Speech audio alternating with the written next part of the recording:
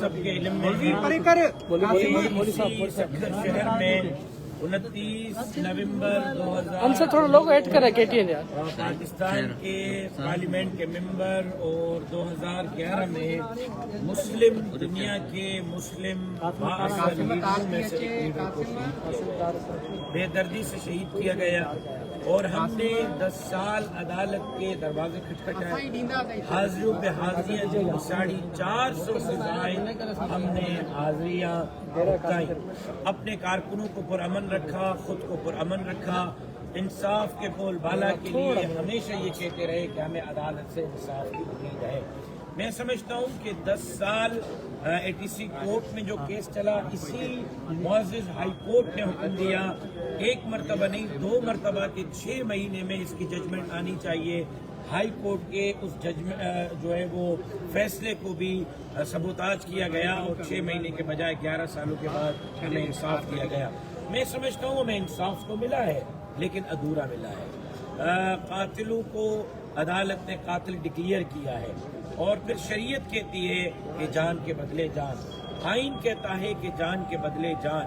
अब इतने बड़े आदमी के अगर कातिलों को इस तरह का रिलीफ मिलेगा तो कल फिर यहाँ किसी की जान महफूज नहीं रहेगी, किसी की इज्जत और आबरू महफूज नहीं रहेगी। मैं सिर्फ अपने वालिद के खून में इस वक्त इंसाफ नहीं चाह रहा, उसके इंसाफ के साथ साथ मुस्तकबिल के मेमारों के खून को भी महफूज कर रहा हूँ कि किसी की जान लेते हुए कोई 1 करोड़ मरतबा सोचे कि किसी का खून बहाना इतना आसान नहीं है।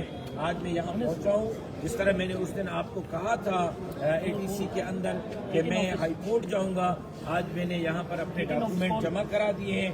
मैं उम्मीद करता हूँ कि जल्द अज जल्द हमें सुनवाई की तारीख मिलेगी और अदालत जल्द अज जल्द हमें इंसाफ देगी। मैं उम्मीद करता हूँ कि ATC से अधूरा इंसाफ मिला था, बाकी अधूरा इंसाफ हाई कोर्ट देकर हमारे इंसाफ के तकाज़ों को पूरा करेगी।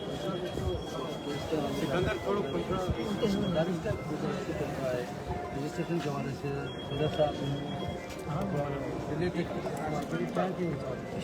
पीपल्स पार्टी ने वोट दे दिया, बिलावल साहब ने उसको ओके किया, मैं नवाज शरीफ साहब ने ओके किया, तो उसके बाद फिर उस पर डिलेट टैक्स जो है वो बनती नहीं है।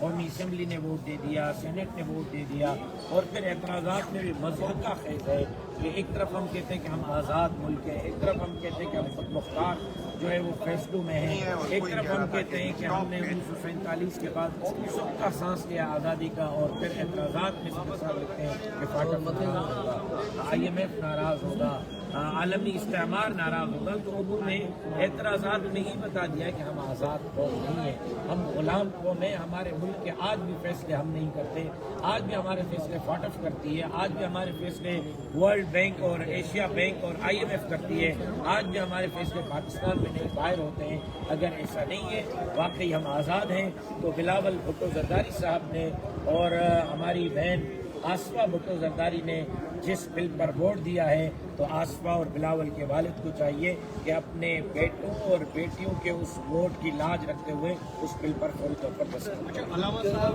शहीद जब जिंदा थे तो सिंध के इश्यूज पे भी वो बढ़कर बात करते थे और एहतजाजी मुजाहिदे करते।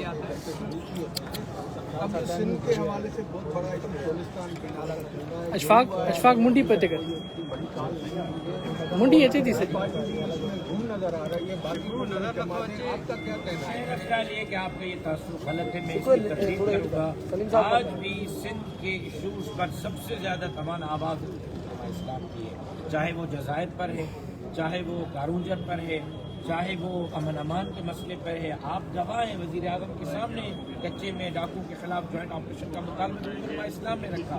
सिंध अमन मार्च 12 दिन तक हमने पूरे सूबे सिंध में किया कि सिंध को अमन दें, और फिर अभी जब दरियाए सिंध पर डाके की बात हुई, नए केनाल निकालने की बात हुई, तो आल पाकिस्तान पर और मैंने लिखवा लिया है पीपल्स पार्टी से, मुस्लिम लीग से, MKM से, ANP से, कौम परस्त सियासी मजहबी जमातों से कि दरियाए सिंध पर डाके की इजाज़त नहीं देंगे, नए केनाल किसी सूरत बनाने की इजाज़त नहीं देंगे। अगर नए केनाल बनाए गए तो एक अवामी रद्द-ए-अमल सामने आएगा और इंशाअल्लाह जमीयत उलमा इस्लाम उसमें अव्वल सफ में आपको किरदार अदा करते हुए नजर आएगा। पीछे हो जाता है मुंडी पे कर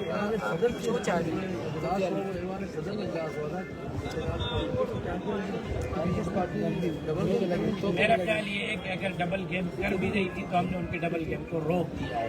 عوام کے سامنے ہم نے ان کو ایکسپوز کر دیا ہے. اب ان کے دستخط ہمارے پاس ہیں. وزیر اعلیٰ صاحب کے اعلامیے پہ دستخط ہے, نثار احمد کھوڑو صاحب کے اعلامیے پہ دستخط وہ کیسے پھریں گے؟ جب پھریں گے تو وہ قوم کے سامنے مجرموں کے لسٹ میں ہوں گے اور قوم سے پوچھے گی. آپ نے کہا کہ